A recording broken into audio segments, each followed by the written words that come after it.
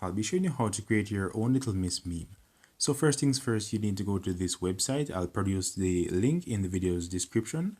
Then you'd need to long press on any of the characters that you'd like. There are 72 in total, and select download image, or you could full scale the image and take a screenshot of it. Now you'd need to use any photo editing application. I'm going to be using PixArt for this video's demonstration.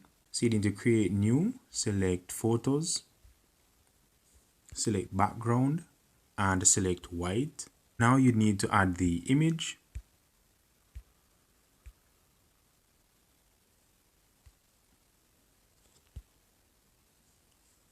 And crop to your desired specification.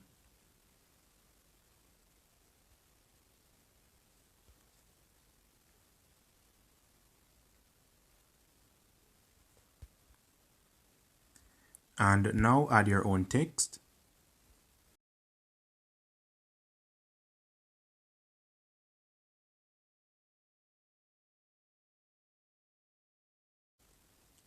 Once you're done, you'd need to export and save and share this with your friends, and that's basically it. You could use any fonts you desire, any text on this edit, and that is basically it. Save to gallery and you're good to go. So thank you for watching. I hope this video was helpful.